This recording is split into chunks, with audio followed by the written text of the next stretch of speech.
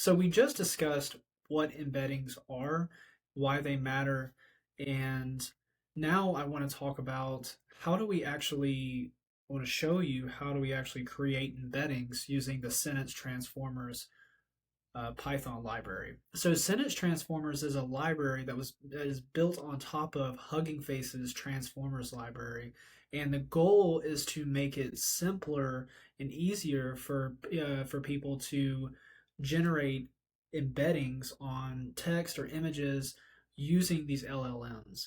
And so usually what you'd have to do for these embedding models is you'd have to first input your text, tokenize it, put it through the model, generate a list of token embeddings at the end of the last hidden state of the model, and then do a pooling operation, which typically is like an average or a weighted average over the token embeddings.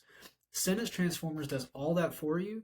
All you have to do is pull down an embedding model, so it makes it very simple to use embedding models.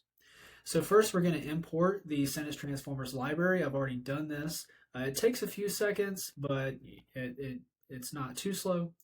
We're going to load in the all mini LM L6v2 embedding models. Is very popular.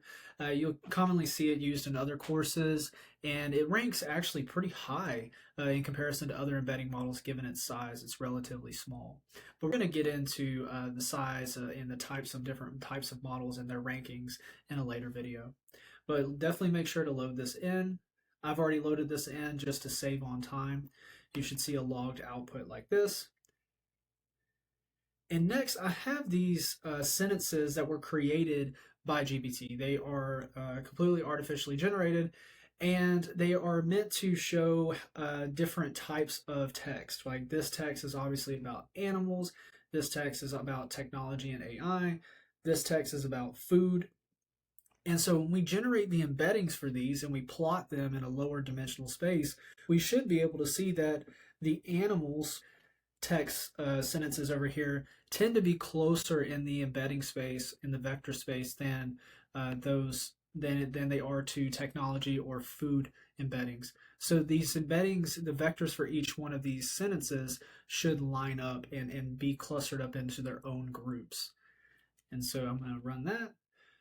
And all you have to do, like I said, Sys Transformers makes this very easy. All you have to do is load in the pre-trained model like this, and then just call model.encode, and you can, in most cases, pass in a batch of sentences. Now, if these individual sentences are really big, they're not sentences, they're like full articles, and you're using a larger model, you'll have to process them in smaller batches because you could run out of memory if you don't have the right computing infrastructure to be able to support large documents, large quantities in a big model.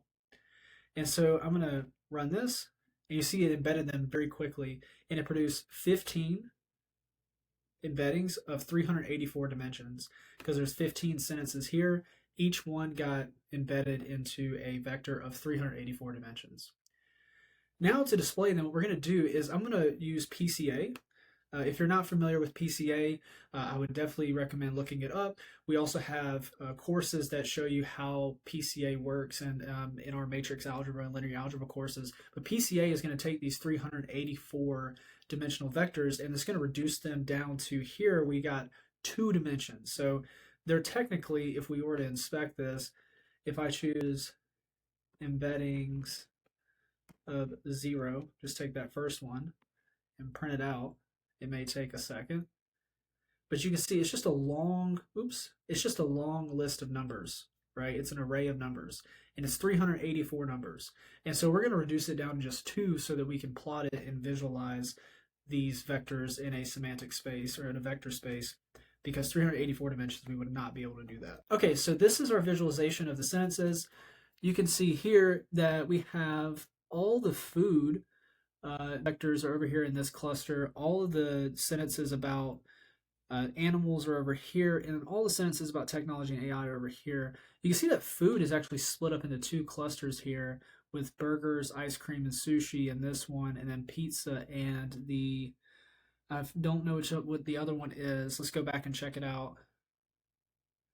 The two pizza ones. That's actually interesting. The in the food group of sentences, the pizza sentences got clustered up into like the food cluster itself got broken up into two clusters with the pizzas being close to each other and the burgers and ice cream and sushi being around each other. So it's very interesting to see how these models encode the meaning of each one of these sentences and how the embeddings are similar to each other when even plotted on just two dimensions.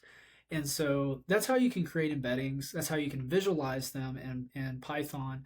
And next, we're going to talk about what's also important in vector databases is not only being able to produce good embeddings for the text or the documents that you're submitting, but also how do you compute the similarity between queries and documents in your vector databases or the just similarity between the documents in your vector database.